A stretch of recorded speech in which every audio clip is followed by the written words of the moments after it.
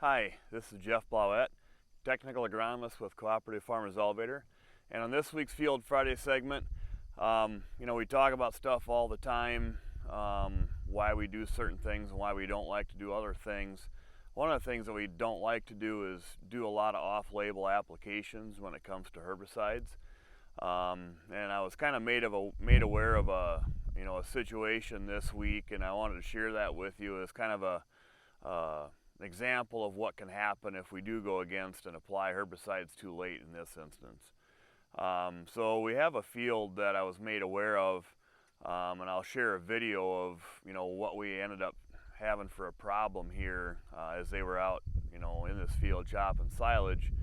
Happened to notice that there was ears on the ground, which we've had before, and especially in droughty conditions, which we really didn't have much of this year. But in this instance, it was only the tip third or half of the ear that was on the ground, and it was not after the harvester had gone through, it was before. That's a little weird. So here's a video of what that looked like.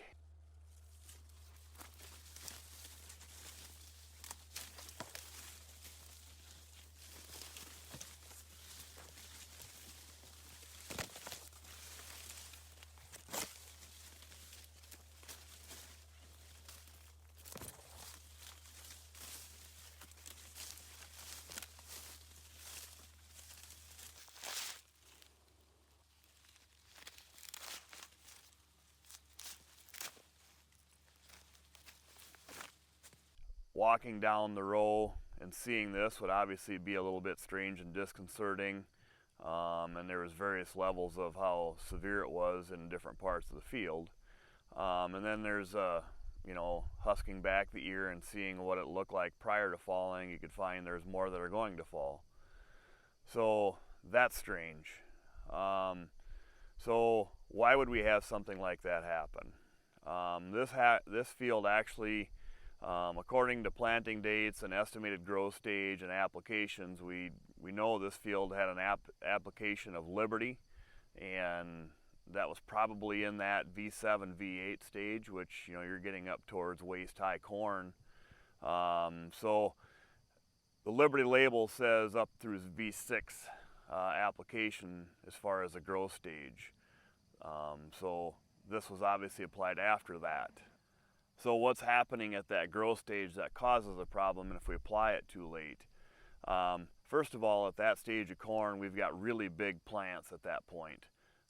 You get into that V6 even as some pretty good sized plants, but we get into the V8, V7, V8, we're catching an awful lot of that herbicide with that great big funnel of a corn plant that we have at that stage.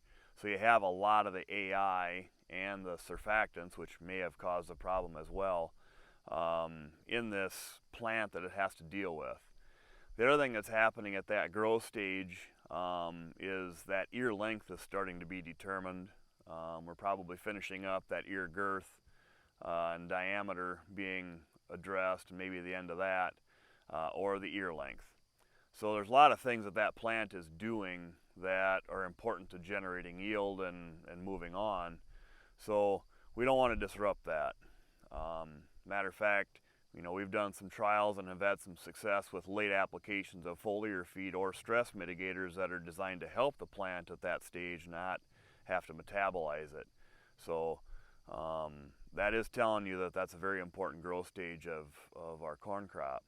So what ended up happening, I have some ear examples here that you can see on the ear board that some of these ears, they went from the base 2/3 of that ear having maybe 20 or 18 kernel rows, and after the damage we probably necked that down to 2 to 4 kernel rows less, and you can kind of see what some of those ears look like, and even some of those that I've put back together that it broke when we husked them back.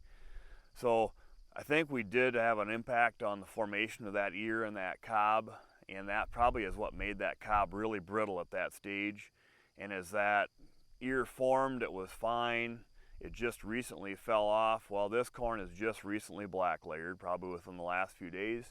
And I think as that cob dried down and that ear dried down, I think that brittle spot on that cob was really gotten to be extra fragile and kind of broke open really easily and was dropping ears as the wind rustled those plants around. So yeah, not a good thing. You can see that corn is really, really good. This isn't stressed ground, but we don't want to mess with that corn any more than we have to late season, and this is an instance why.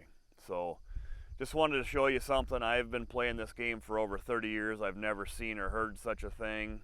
I was skeptical of what I was hearing, but seeing it for myself, it's real, and chalk another one up to experience. So with that, that's this week's Field Friday segment, and we'll see you next week.